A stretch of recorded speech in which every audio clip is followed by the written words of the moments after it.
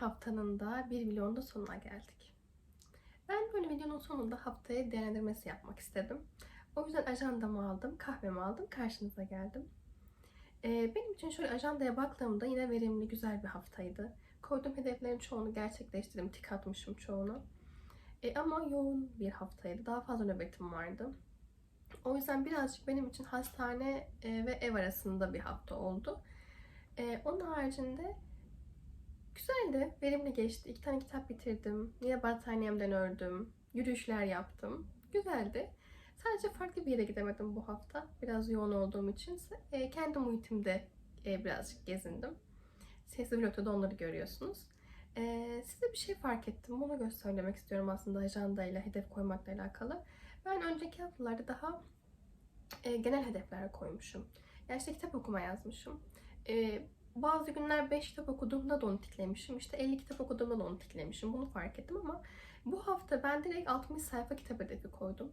Ve böyle spesifik bir hedef koyduktan sonra da onu gerçekleştirmek için daha fazla çabaladığımı fark ettim. Ve gerçekten de her gün 60 sayfadan daha fazla kitap okumuşum.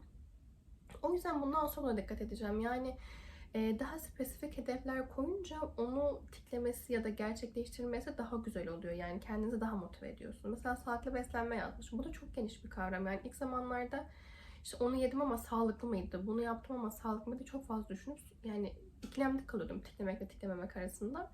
Bu hafta biraz daha evden beslenmek yazdım. Nöbetlere de giderken hep yanımda yemeğimi taşıdım. O yüzden onları da çoğunu tikledim. Benim için güzel bir haftaydı diyebilirim. 2 tane kitap bitirdim. Size onları göstereyim. Yırtıcı Kuşlar Zamanı ile Portföy Odası'nı bitirdim.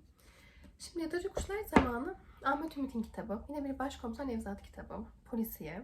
Ben Ahmet Ümit'i okumayı çok seviyorum. Zaten en başta da onun kitaplarını banko olarak koymuştuk bu aya. Sadece bu kitapta şunu beğenmedim. Genelde Ahmet Ümit kitaplarının arkalarını güzel olaylarla doldurur. Yani tarihi olaylarla, işte dini olaylarla, mitolojik olaylarla bu cinayetlerin arkalarını dolduruyor. O yüzden siz kitap okurken de bir şey öğreniyorsunuz aynı zamanda ve size böyle dolu dolu hissettiriyor. Ben sadece bu kitapta onu bulamadım. Bundan biraz daha güncel olaylardan bahsetmiş. Kara para aklamaktan bahsetmiş ülkemizde yaşanan. Uyuşturucunun bu kadar fazla artması ve kolay satılması bunlardan bahsetmiş. Yani günümüzden bahsetmiş ama ben onun o diğer olayları anlatmasını seviyordum. Yani tarihi bir şeyleri de dini bir şeyleri bağlamasını seviyordum. Bu kitapta onu birazcık eksik buldum. Onun için ben 8 puan verdim. Ahmet evet çok güzel bir kitaptı. Dili kesinlikle çok güzel. Sadece Ahmet Ümit'in tarzına göre yani diğer kitaplarına göre bence biraz düşük kaldı. Ama yine de beğendim. Tavsiye edebilirim. Siz okuyabilirsiniz. Diğeri de Portföy Odası.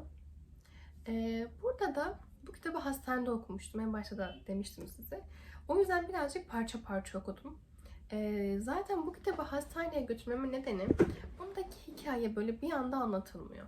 Yani Portföy Odası'nı anlatıyor herkes ama kadın kendi gözünden değil de belki 10-15 kişinin gözünden Portföy Odası'nı dinliyoruz. O yüzden o benim hoşuma gitti anlatış biçimi olarak.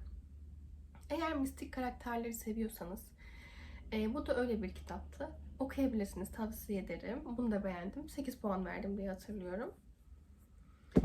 Bu hafta böyleydi dediğim gibi. Ben diğer haftaya kitap olarak Cemal Süreyya'nın 13 Günün Mektupları'yla devam ediyorum. Öyle. Bu vlog bu kadardı. İzlediğiniz için teşekkür ederim. Bir sonraki vlogda görüşürüz. Kendinize çok iyi bakın.